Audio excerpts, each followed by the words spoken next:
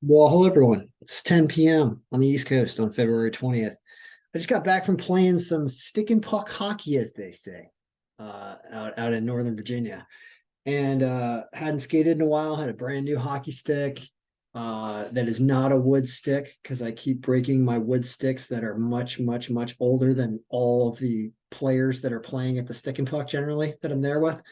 Usually it's a lot of kids. My son, of course, I take there because he wants to get on the ice. And so I was playing hockey today, having a good time. And here's the problem though.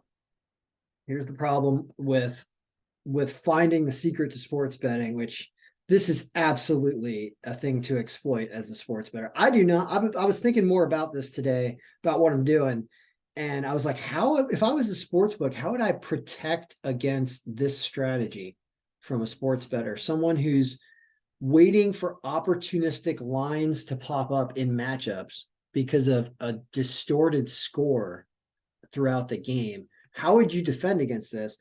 And I think that the sports books basically are probably going to start shrinking the cash outs that are available in the mid game. I think I've always said this. I've said this for a while, even before I started this specific strategy of betting on both sides of games that are supposed to be close games. Um, and making sure that the algorithm says they're going to be close games, and then taking the position whenever one of the teams has a really good line of taking them, and then waiting for the game flow to shift and other team um the other team to start playing worse, and the team that you just bet, and the examples I'll give you today about what happened, because I am once again up money here already on day two, making multiple mistakes, and also having the issue of not physically being able to make a wager when something happened in the game. I was driving and I was listening to the game. I was listening to this Anaheim, Florida game. I'll explain what happened, but I needed to basically pull over and make a wager because Anaheim had taken the lead late in the third period, and I had a wager on them, but I didn't have a wager on Florida yet. And Florida's line absolutely would have been positive because they were down a goal under 10 minutes left. So you would have got some type of positive line on Florida, even though it probably would have only been like 125 or something. I didn't actually look because I was driving. And so I wasn't doing that. But had I been able to pull over before Florida tied it up a few minutes later, then I would have absolutely made money on this game instead of losing. So this is an issue where you get rewarded for paying attention to the games. That is what you get rewarded for. And you get punished for not paying attention to the games and missing your mathematical window to make wagers. So let me get into the weeds with you about what I'm doing, because it's unstoppable. It is unstoppable in terms of guaranteeing a degree of profitability if certain game flow conditions are met. So you're not going to guarantee a win every game. Like, let me give you a game where you wouldn't guarantee a win. And luckily, I was able to predict this. So the algorithm did not have Mandalise going actually this morning. So he got added, and he's a new goalie that has got very limited stats, but they're really good. He apparently did hold Boston to fewer goals than you would think, because they were supposed to get 4 or so. They get less, but the algorithm didn't really show, and it was different with the other goalie this morning, but this is an even closer matchup than it was this morning. It didn't think that Ottawa was going to be able to do much against a really good Boston team, so they were never going to have the lead in this game. So it was a bad game to try to do the both team arbitrage type method, which I shouldn't be using the term arbitrage because apparently it's not. I messaged Alex from Odds Jam, guy that started Odds Jam. He's he claims to have profited over $1 million betting on sports. I totally believe it. Totally believe it. He looks for good lines, and I don't know everything about how he picks his winners and stuff, but I know he looks for good lines, and this strategy in many ways is about lines and less about outcomes, because you're picking a binary outcome of a win-loss. There has to be a win and a loss. There's no ties anymore in hockey. So and basketball, because there has to be a win-loss, one of these teams has to win. So if you can get both these teams individually at a money line that's greater than 100, you, and I should say an average that is greater than 100, because there's more complexity to the strategy, which is it's not only that you potentially bet, say you bet $10 on Ottawa at plus 250, even though I said don't because they were never going to lead in this game. If you bet $10 on them, you get $35 total back. You win $25 if they win. So if they get up, which they weren't going to, but if they had, then Boston's line would have slowly dropped. And the more Boston's line gets back toward even or even a positive number as they are trailing deeper into the game, which didn't happen. But if it had, this would have got closer to 100, maybe even gotten positive at some point if Ottawa could have taken a multi-goal lead. Well, you don't have to bet. Like now you're just trying to get essentially your $10 that you wagered paid for. So if Boston got back to even money, you could bet $10 on Boston and you would either win this bet and Ottawa would win, or you'd win this bet. And if you win the Boston bet and you bet $10 at even money, you would win $10, and then that would cover the $10 that you lost betting on Ottawa. But any number greater than 100, you start to profit either way, no matter who wins. Doesn't matter if you're just able to get that line on that team. So I came up with essentially doing this or this strategy simply by watching the lines over games in different sports because of all the algorithms that I've created. And I saw a pattern of, wow, I can't believe how much the line shifts in the middle of the game, which is, I guess, a silly thing to think because, yeah, I mean, it's the middle of the game. Like the further along in the game, the more likely you know what the determined outcome is. Except the way it changes from what it started from is what's so nuts. And the way that it'll change just after certain plays and certain goals, and just like the shift is so dramatic that things go from plus 300 to plus 125 to minus 150 to minus 250 in chunks, right? Depending on the sport. So because of that, and then they flip back depending on lead changes. So it oscillates. If you were to look at what an actual line is of a game, and I'm sure the odds gen people have records of this actually, but like the fluctuation in a line, I bet you almost every single game has fluctuations where a team I bet you almost every single game, like more than 80% of games, I bet you they have an instance where one team was an underdog at some point and the other team was an underdog at some point in the game. I bet you more than 80% of games have that happen. And the ones that are the 20% that don't have that happen, the algorithms are here to help us predict which games those are so that we cannot try to, I'm not going to use the word arbitrage, we cannot try to bet both sides. We'll just call it betting both sides. We won't try to bet both sides of a game that's not supposed to have two sides to it, right? That's all you have to think about. So let me get to like the day of hockey, and then we're going to get into college basketball. And I'm kind of stalling a little bit because I want some college basketball games to finish because I want to discuss about Morgan State, which I believe won. And I want to discuss because I'm up money for a few reasons, even though I lost money on my Anaheim, Florida bet, which there were so many opportunities to make money in this game. This game had lead changes all over the place and ended up with Florida, who dropped down early, winning. So anytime you can start to predict this every day in the recap videos that I will do, which is anytime there was a game where there was some crazy lead changes late, I won a ton of money. That unless I just chose not to play that game. And by the end of the games now, I'm wondering, because it's all about live betting at this point, I'm wondering how many games I'm really not going to play.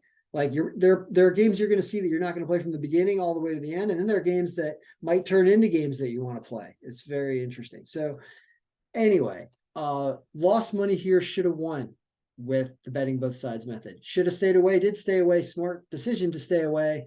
If you wanted to do anything, it was take Boston at minus 280 because that was the fighting team that was probably going to win. And that line actually isn't that bad for that kind of matchup. But this goalie played well, and it wasn't as easy as you would have thought, I guess. Mm-hmm. So, um, let's get into this game, which was so phenomenal. So this game, I told you guys, I said definitely in my video, I said definitely Philadelphia is a definite start off betting them. Why? Did we have Samuel Urson in the video? I know we had Carter Hart, right? Oh, phenomenal. I should have put Urson in there. So he's a new and upcoming goalie, I guess. Look at his goalie rating even before this game's stats, before tonight. Look at him as the third strongest goalie on the list besides these two goalies. Another new goalie here, new goalie here. So the caveat is they haven't played a lot of games, but their save percentage and goals against average is apparently really good. And that's why they get these good ratings, right? Two good goalies, you hit the under. I've said that a few days in a row. Well, here it made Philadelphia even more of a close game. It actually predicts them by projected score.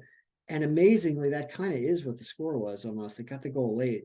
So I said bet them before the game because there's probably a chance that Calgary will be a huge, huge dog at some point if Philadelphia gets up. Philadelphia had multiple 2-goal leads, I think, in this game or something. And I did bet Calgary at the end in like the third period at plus like 450 or something. Here's how I crushed this game. So I just annihilated this game. When Calgary was down 3-1, I had 20, like what I have, $21 on Philadelphia to win at plus 250 or so. I gotta look at my records on my phone here to tell you exactly what I did, but I want to explain it because this involves in-game cash outs as well as betting both sides. And I've done this in a couple games now, and I've really gotten, I guess, lucky, but also profited immensely percentage wise based on my wagers, and I'll explain what happened. So I had what is going on? I got no active bets. Yeah, I am up barely overall today, not much. I'm only up a few bucks overall, but wait to I mean the mistakes I made were unbelievable. So Morgan State wins in college basketball. Rangers lose. Or no, I knew that. No, I wanted to show you the bet I had on this game was I had the Flyers at plus 205 exactly. So I had what was published. I had them at plus 205, $21 on it, right? Was going to pay like 66 or something. So I was holding that. Then I got Calgary for $20 at plus 280. So I got 205 and I got plus 280 on Calgary. So I don't care who wins. I'm winning at least a little over a unit with the 105, or I'm winning 180 if Calgary comes back to win. So here's what happens. So Calgary comes back and makes it 3-3. Okay. When they make it 3-3, I'm looking at both my bets and I'm like, I should cash one of them out right now. And I should let the other one ride because I can cash one of them and make some profit. And because it's tied, like I can also I can even cash out both of them. Like there was a lot to do. So I cashed out the Calgary one for $46, which is essentially 1.3 units, right? Yeah. So I cash out Calgary for 1.3, meaning I'm up 0.3 units even if I lose the rest of the Philly bet entirely. Well, I held the right one because Philly scored a goal in the third period, and I then turned around and cashed that one out for 43.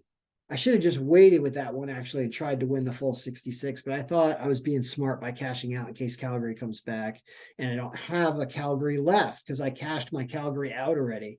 So I figured I'll just take the 1.15 units on this Philly bet, and I did. So I ended up making 1.3 plus 1.15 or 2.45 units on these by having two different picks in this game. Just the way that there was lead changes late, which is why I'm saying that when you see games where there are crazy lead changes late, you can guess that I probably made a ton of money because I've got both sides of them, and you're cashing out and recycling, and you're leaving the one that's always the underdog left because it isn't worth much to you anyway. Like you can cash out of the one that's really going to look like it's going to happen with 3 minutes left and get 90 to 95% sometimes of your potential cash out value because it really looks like you're going to win. you get to just take it. And then if something crazy happens, you have the crazy thing that happens on the other side.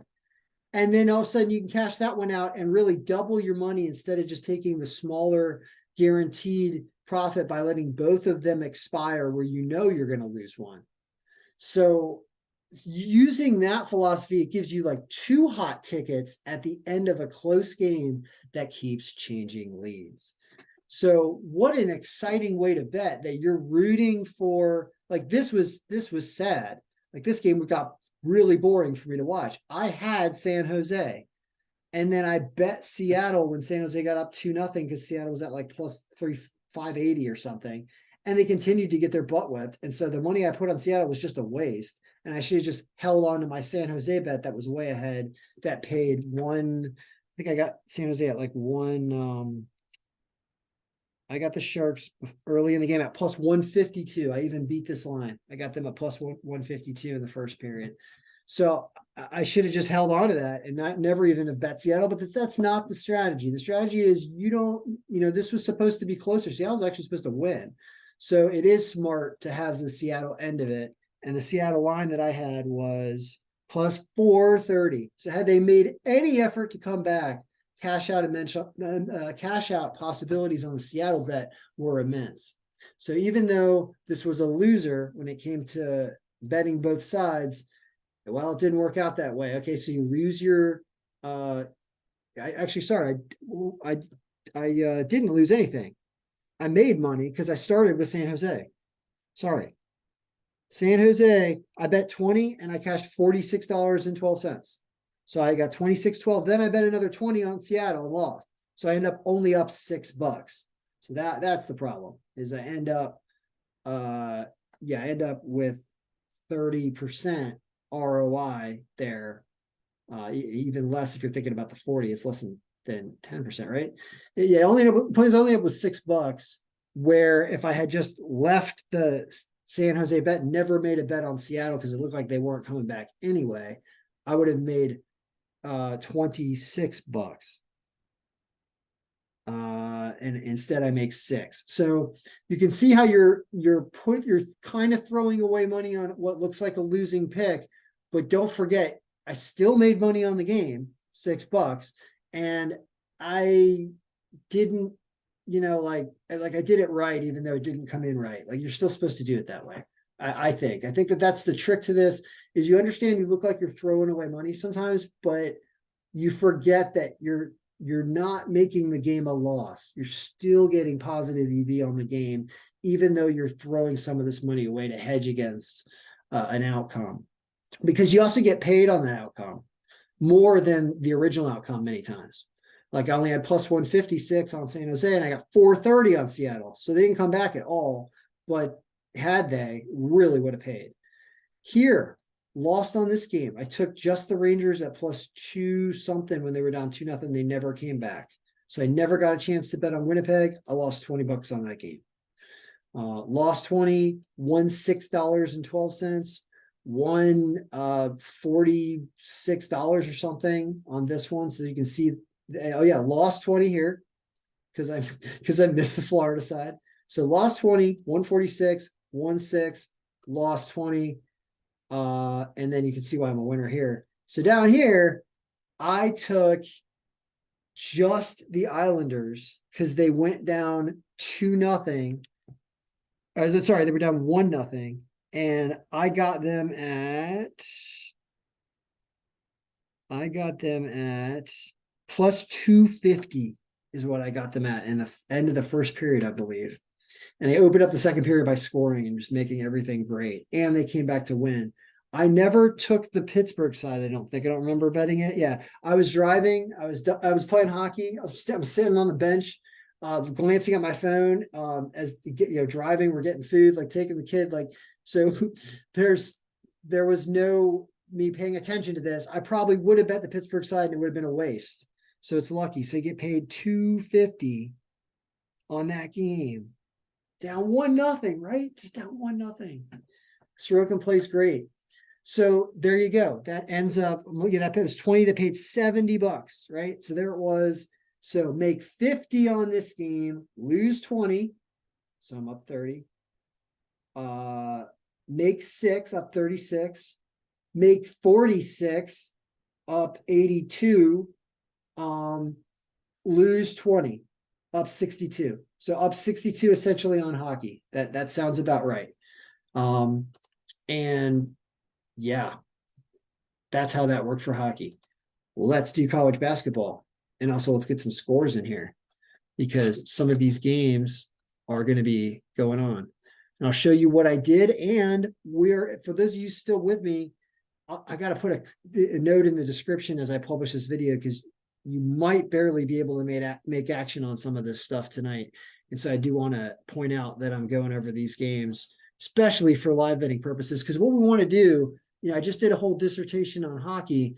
Well, there's a whole big world of college basketball, longer games, more points, arguably, obviously more swings and swing potential in games because it is essentially a longer drawn out, more point, more basket. There are more points scored in basketball than there are in hockey.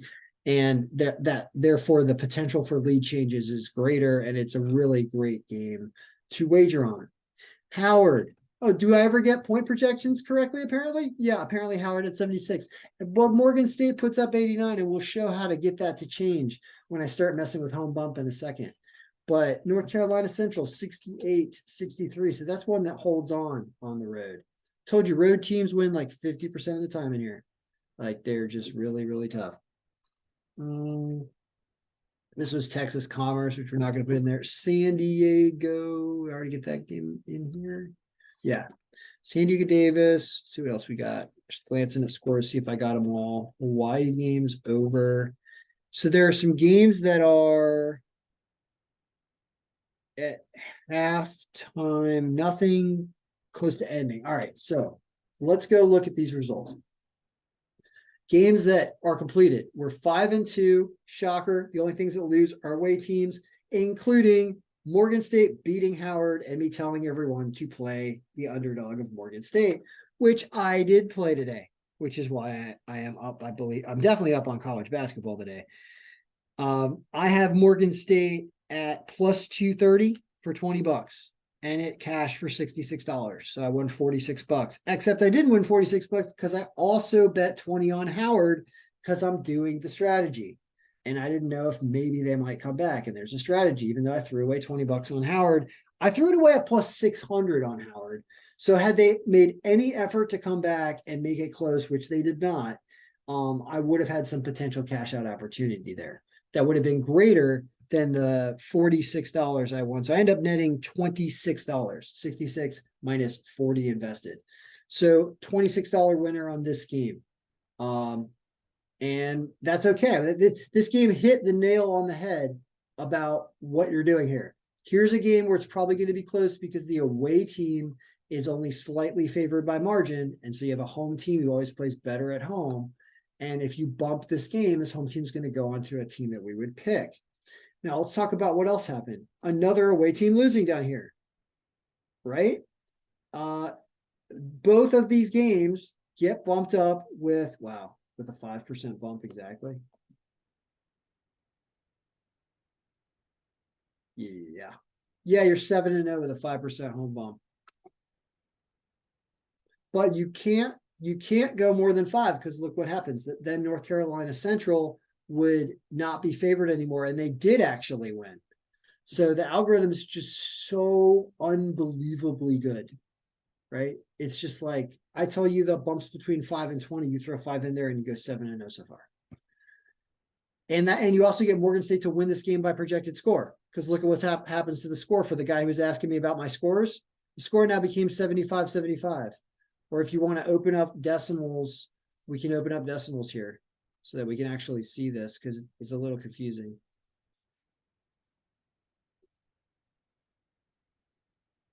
So this is going to be 74 something probably. And the reason why this changes, and when you change home bump, now they're both 75. Maybe I guess I rounded them. Never mind.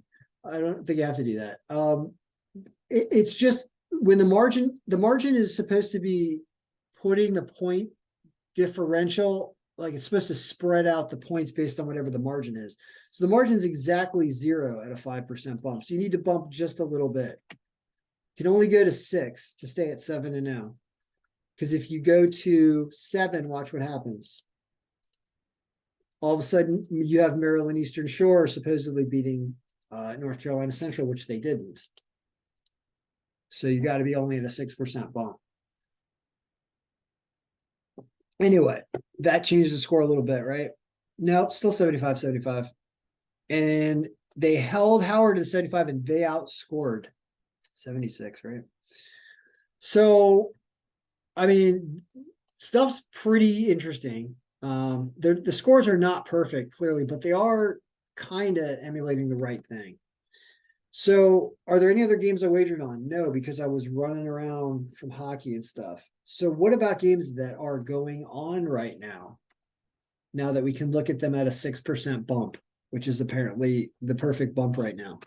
Well, I'm looking at games and I'm seeing Arkansas Pine Bluff is actually winning 33-32 at halftime. Well, we have Texas Southern barely winning this game. I still honestly I like looking at it at 0% bubble. I'm sorry, because I just like it just makes me feel better about looking at what we're looking at, because I want to see how low Texas Southern really is at a raw matchup. And they're only a 1% margin. That's why it's super close. And that's why you're seeing, well, so what's happening in this game right now? Is this game bettable? Well, because it's at this area of the list, which this down home part of the list is supposed to be the dogfight games, right? Like, let's look at every game for a second. The dogfight games that are supposed to be awesome to bet when it comes to lead changes late are going to be the ones at the bottom. Anything really below 20% margin, 10 to 20%, like these ones especially, right? What were final margins of victories in those games that actually happened? 5, 13, 18, -1. So 2 of these were blowouts. However, it was Morgan State, the home side that we wanted. And it was, the other one was West Virginia, who was also home against an injured Oklahoma, which makes sense. See how these injuries make sense? They overblow them out because Oklahoma State was hurt. So West Virginia, I mean, I think, did I tell everyone to play something in the video? I said play these 4, right? And West Virginia has won so far. I think that's what I said to do. And this, sorry, I told everyone to play these 6, right? Yeah, I said that too. So we're 2-0 so far at 0% bump right now. Well, some of these are going on. So let's look into those games. So I see this Arkansas Pine Bluff game and I think, well, Texas Southern is supposed to win. Now they're only down by 1. So I'm going to glance at what their line is on the phone just to check here, see if I can get a line on it. And Texas Southern is -184 right now. So they're not worth it, although they are a little better than they started out. Do I take Arkansas Pine Bluff at +142? I think the answer is not really, because that's not enough. If they were at +250 or something, I'd consider it, but that line's not enough. So this game's not bettable yet. However, if Arkansas Pine Bluff continues to pull away in the second half, you'll want to bet Texas Southern for sure. If you can get any type of positive line on Texas Southern, that is something that's probably going to be worth something at the end of the night still, right? So I'm going to keep an eye on that game. Other games, Bethune-Cookman is winning 34-25 against Alabama State. Here we are going to have some action for shizzle. All right, I'm looking on the phone. It says Alabama A&M. Wait a minute. It says Alabama State. Alabama State is +176 right now, and the score is 36-29 actually. So they're already coming back. I'm betting that +176 right now. I'm going to bet $25 on it to win 44 at +176. Bam. So what we have is we have a home team supposed to win, even though the margin is low. My location is not verified. Of course not. Yeah, everything's all screwed up. My computer thinks it's in New York. Something weird's going on. Um, something weird's going on.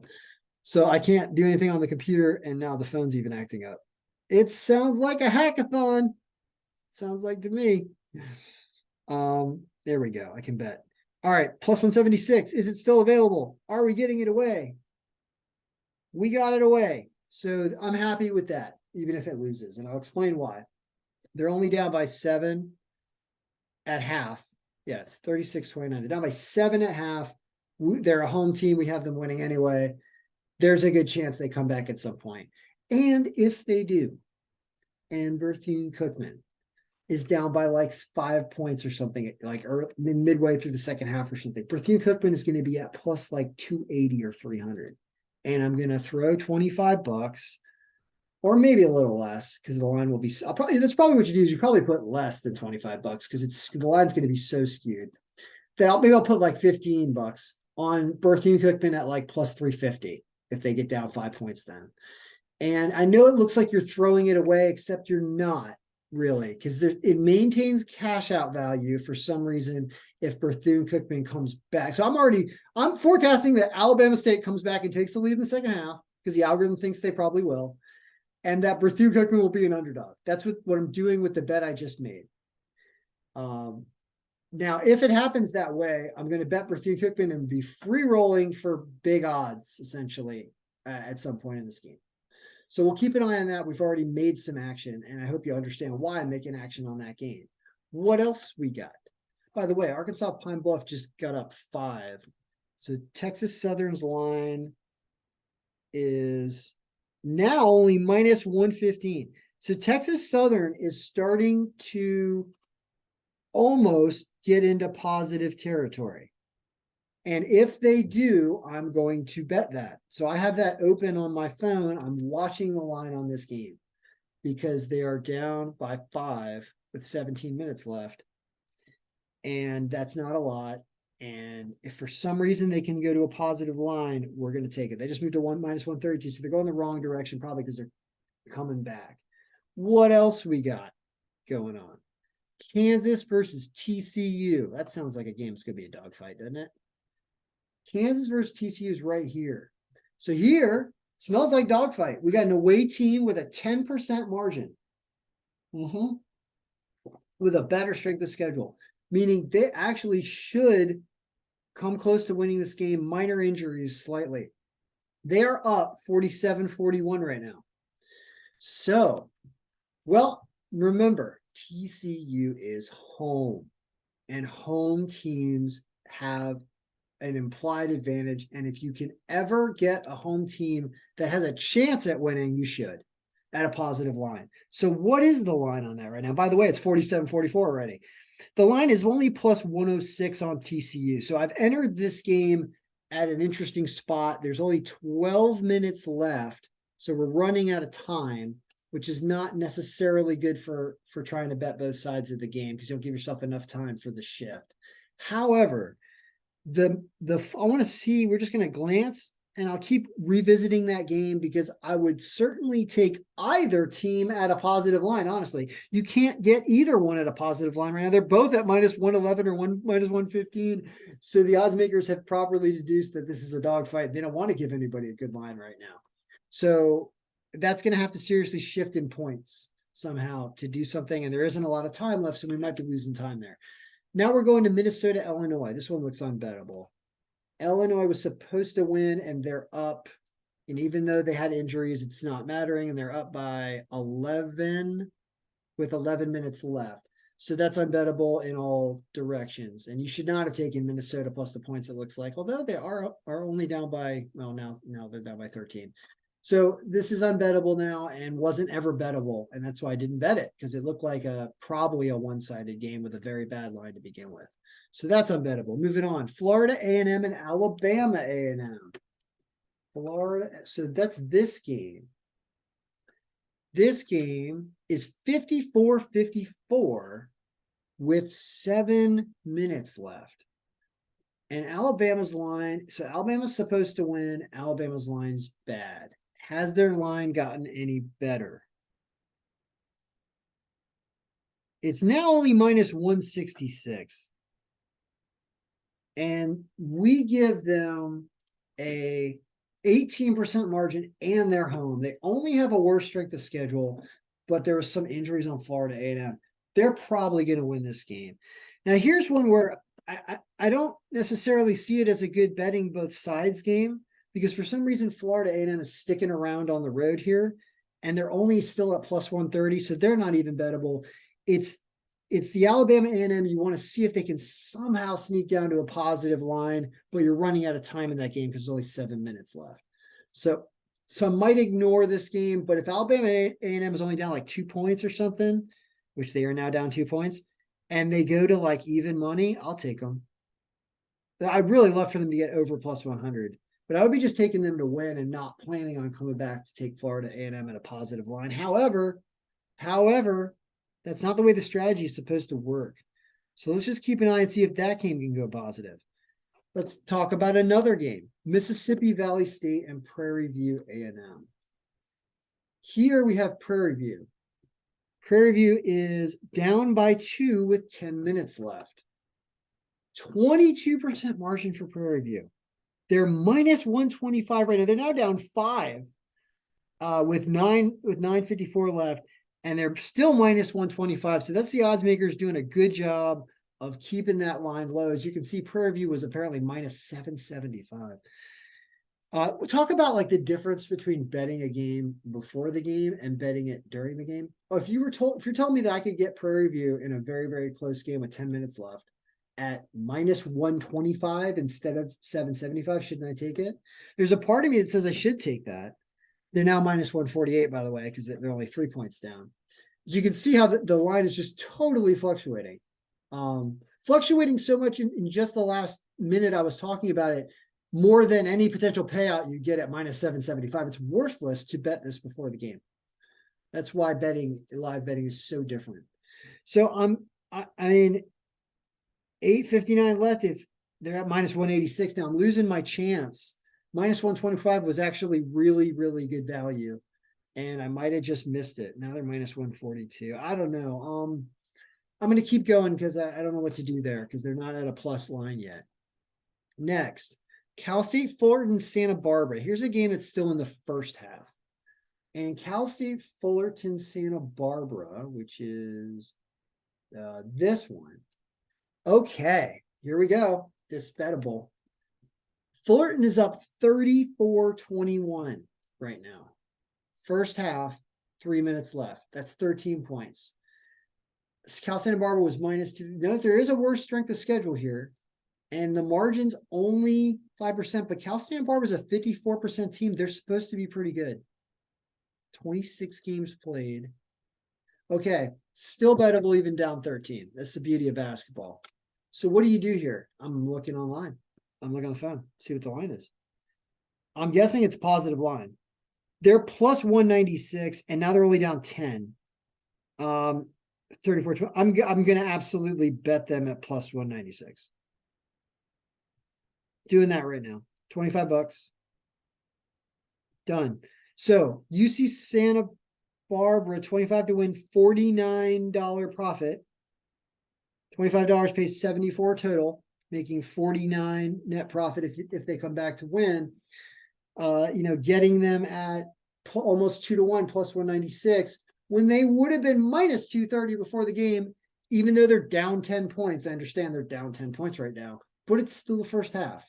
And that's not an insurmountable lead in the first half if they're a better team. And so that's taking advantage of live betting right there. So if they come back faster than normal and Fullerton turns into an underdog real fast, which they should if Cal Santa Barbara shows life, okay, at some point and starts to really tear it up. If that happens, Fullerton lines are going to go really high, and I'll buy one. I'll put something on Fullerton to hedge myself, and then we'll watch the end of that. Okay, and see how that goes. But we've established a position at almost 2-1 on Cal Santa Barbara.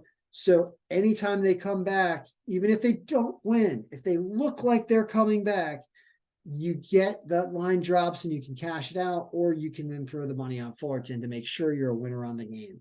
So these situations where you have home teams that the algorithm favors and they're down, those are much better bettable situations than something even like Prairie View, which is now tied 57-57, and I've totally lost my chance at getting that line.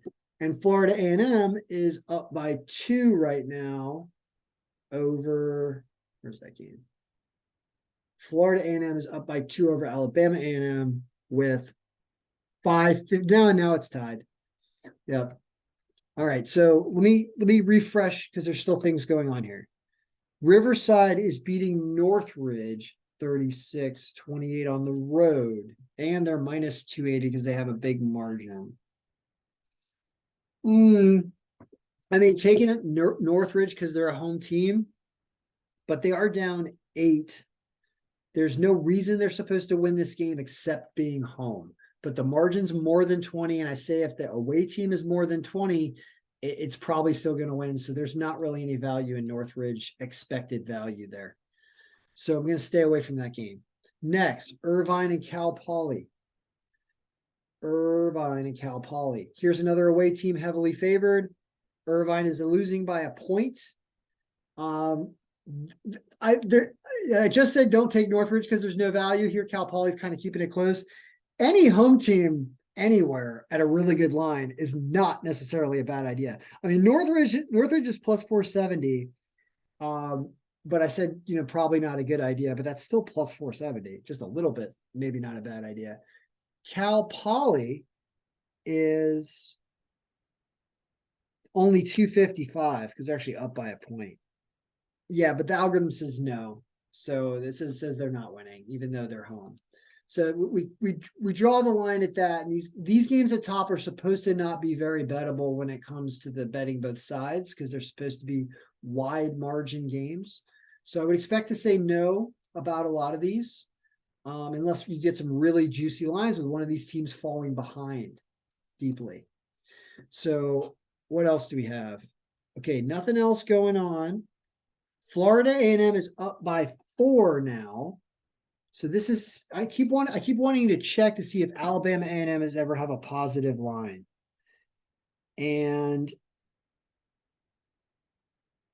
they're now down by 6 with 5.5 left. So I bet you I'm going to get a positive line on them.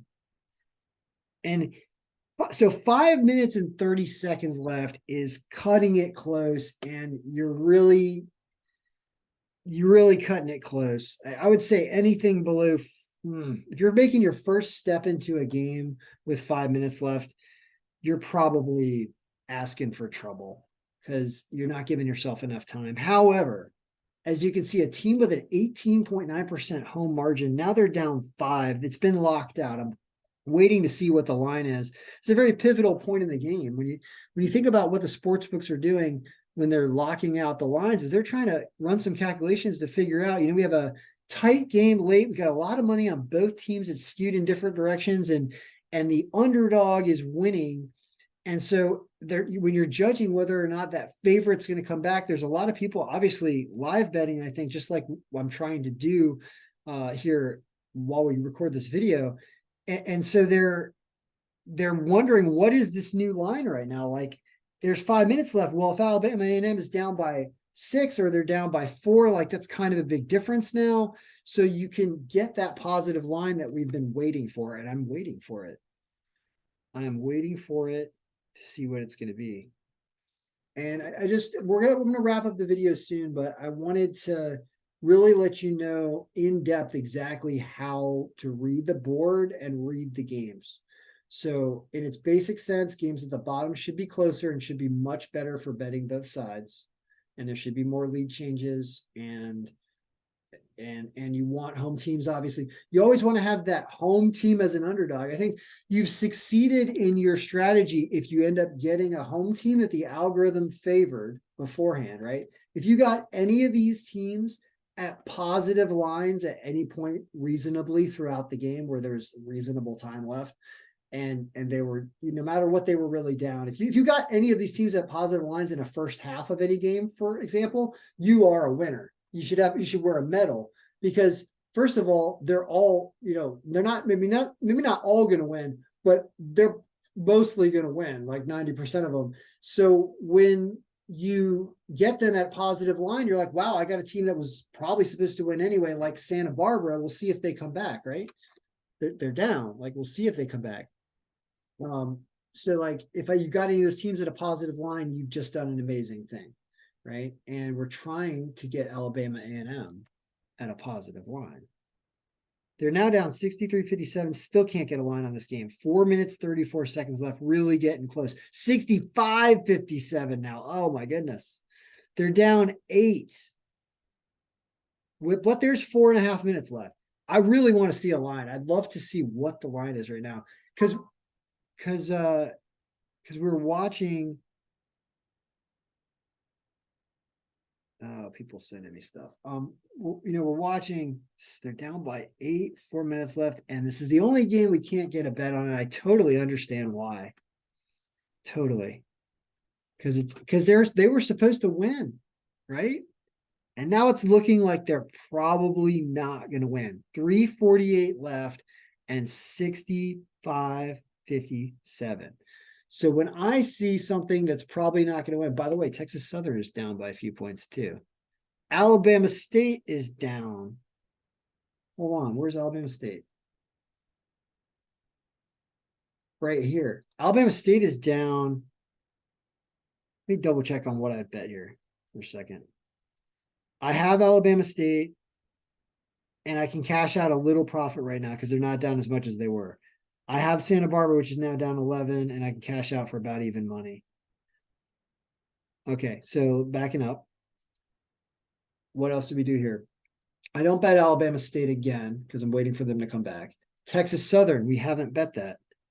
They're down. They're still minus 174, so they're still not bettable. Still checking in on the. See how much work this is? Okay, Alabama A&M is plus 1,200. They were for a second, but they're down 8 points with 2:53 left. But they all of a sudden moved to plus 1,200. So isn't that crazy? A team that was minus 440 with 3 minutes left in the game, all of a sudden was plus 1,200. And we were potentially going to take a stab at that. We'll see what pops up again. I might just take them plus the points at this point. But I also kind of want to grab that plus 1,200 real quick. I just want to double check what the actual score is because it's just tough to get a line. But we may have just missed it. We're too deep into that game. What else? Because you have to keep reevaluating each game until you get your wagering because you're constantly checking for the best type of financial situation for the game flow that's happening right now. So Prairie View's up. That's bad. Illinois is crushing it. That's bad. TCU and Kansas, you still can't get a positive line on either one of those teams, and that's a 1-point game. Texas Southern down by 1. Alabama State is now only down by 2, and so my wager's starting to look good. And now Bethune-Cookman is almost turning into a positive line.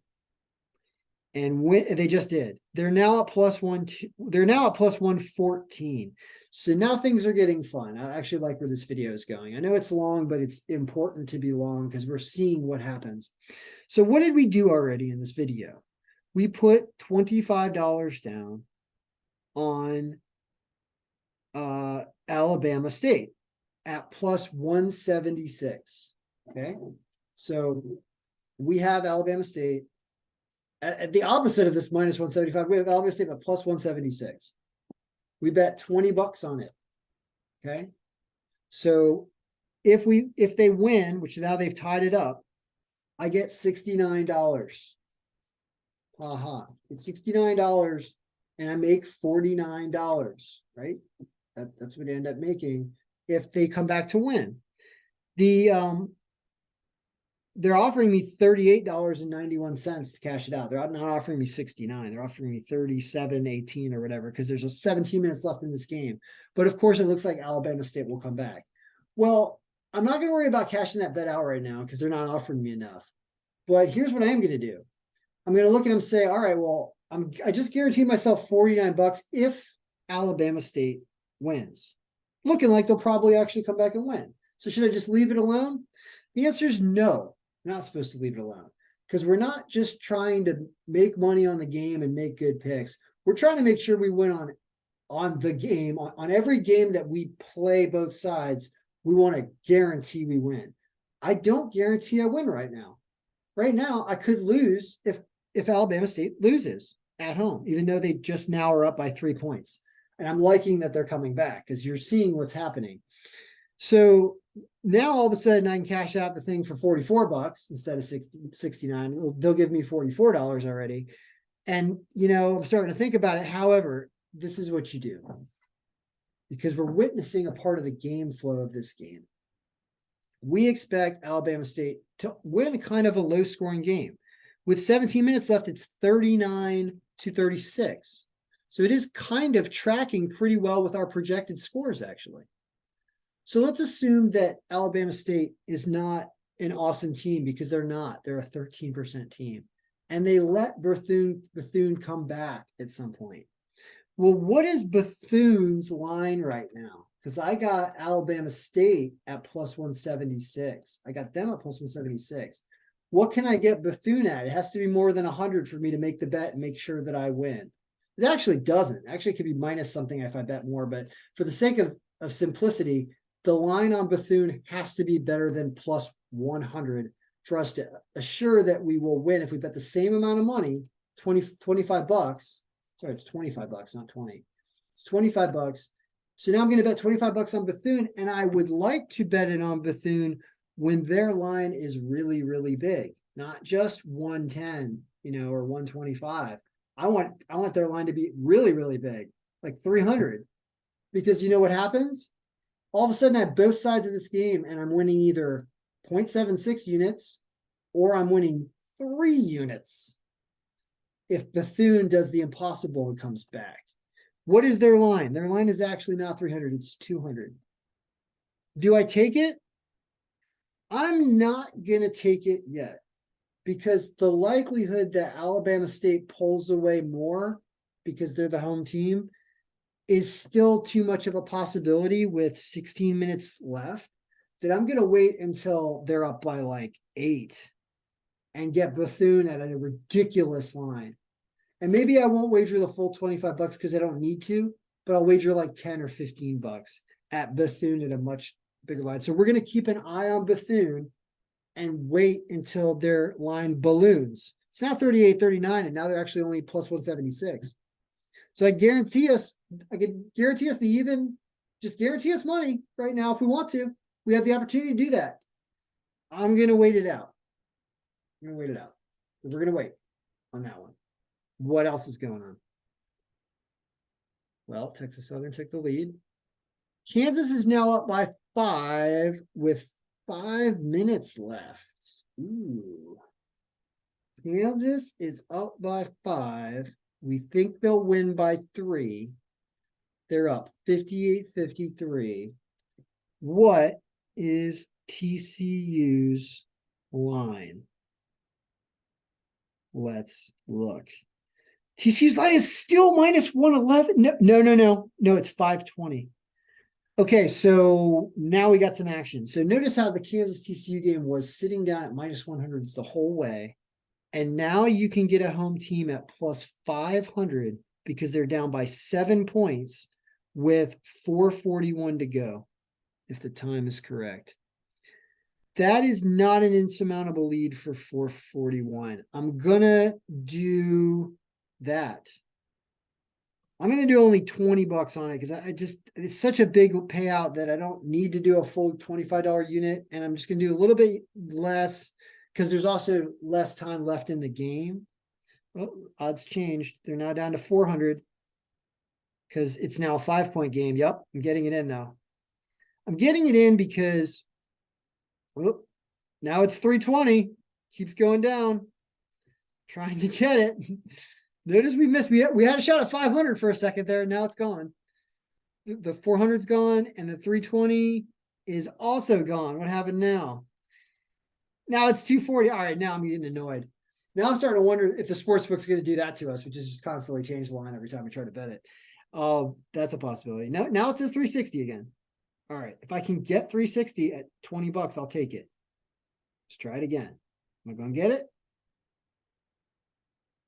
They're down 5, 60-55. It's away and it worked. I got plus 360. So I got plus 360 on TCU right now. Now, thinking about what that number is, that's plus 360. I don't get a lot of plus 360s. We're super late in the game. That's why. 327 left, 5 point, but they're a home team. And even though they're not favored, we're going to keep an eye on that because getting somebody at plus 300 or 400, only down a couple baskets really at home with three and change is acceptable. That's as far as I want to go with that. It's definitely a more risky bet, but the line is going to pay. After we saw, I mean, this game was, and I'm going to have cash out options all the way through if they start to come back, and I'll explain those to you. What else is happening? Prairie View winning. Texas Southern down by 2 and is now even money with 7.5. Hold on a second. Texas Southern is now even money because they're down by 2 with 7 minutes left. So we're going to watch, and if we can get them at any kind of positive line, not even, I want to get a little better than that, we're going to take it. Alabama, okay, Bethune-Cookman is only plus 144 right now. It's still a 1-point game, so that's not bettable. Santa Barbara's 164. It's still at half. Northridge, no. Cal Poly, yes. Okay. All right, so I'm starting to cycle on the same games again, but you'll see that like I'm caring about Texas Southern because if they go to plus 125 or something, I'm definitely taking them because there's still 7 minutes left and it's a basket. So if I hope I'm explaining how to do this because it is intensive and it does feel like work. However, it's very rewarding work because you get to make that bet. Like I'm sitting here not taking guaranteed profit on this Alabama State game right now. I'm just staring at it. Like I'm staring at how much money I can make out of it instead of it's totally a different mindset to what you would normally think about with betting, which is betting on a team to win. Instead of betting on teams to win, even though we are just betting on teams to win, we're also betting on what type of game flow is most likely coming, and therefore when to buy into a team in a game and when to sell a team in a game, just like a stock option, and when to make sure that you hedge yourself, like a hedge fund manager. And you know that any good line on Bethune, we're profitable. Keep in mind, I can still blow this if Bethune comes back, takes the lead, and never relinquishes. I'm going to lose this money, even though I could cash out. I can cash out like $42 on a $25 bet, $17. I can cash out like 75% profit right now on this game. I could still wind up a loser by getting too greedy, which is why I just want Alabama State to push a little bit more because there's still 14 minutes left in this game to give me that Bethune line that's over 200 something. And then I take that so that we get it, almost, a full unit essentially from doing this, but we guarantee it. So it's a lot of work. It's a lot of work. It's a lot of monitoring, and you're going to miss stuff and you're going to not be able to do stuff that's going to cost you money that maybe you can automate that almost. I mean, it's complicated to automate. You want to write a program to do this, man, you definitely could, but you're going to want to have a personal human element to it. And just because there's a reason things are going on in the games that may or may not be read by the algorithm and just looking at the score. So yeah, insane, right? Insane. Like it's busy work, but it will work. Okay, now Texas Southern's minus 240. So they were only at even money for a split second. I should have taken them even at even money because they're home team. Because now all of a sudden they only tied it up. I mean, just 2-point game goes from even money to minus 240. Isn't that insane? That they go from plus 100. They're minus 240 at the start of the game. They go to plus 100 briefly because they were down by 2 points and didn't have the ball. Right? Like, think about that. Think about how ridiculous that is. That's what you're taking advantage of here. Yep. All right. I think Yeah, Bethune is up by 2 now at only plus 104. My last chance. No, they're at plus 122. Oh, it just never ends. I'm waiting for them to fall behind a little more. And I'm going to bet on Bethune and I'm going to guarantee myself profit on this game. And this is a game where our wager originated at a proper time at about halftime in this game. Stuff made sense. A team that the algorithm favored was home, came back to make it close or take the lead, which is what's going on right now. Results in a positive line. Bethune is now plus 150. I could not be greedy and just take this right now and guarantee myself half a unit profit by putting $25 on it. I'm going to get greedy and not do that yet. And hope that Alabama State pulls away. But that's essentially what you're doing here is you're just hedging how much profit you want to make based on what you think the game flow is going to be. And you get to put a ribbon and a bow on this as early in the game, essentially, as you want to.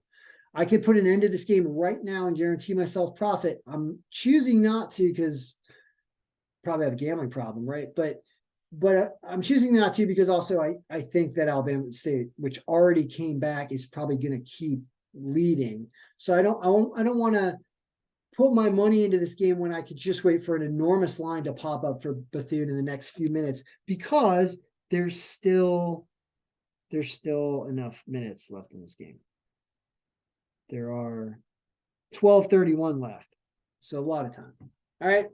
I'm going to wrap up this video. TCU's made it a 4-point game. We'll root for that. And you can see why I'm winning money at this because you're getting, I have TCU at plus, what was it? Plus 360 right now. I have them plus 360 when they were minus 110 the whole game, but I have them at 360. That's why you win money doing this. All right. Good luck, everyone. May all your games have lead changes late because that's what we're rooting for here. All right. Good luck. May all picks win.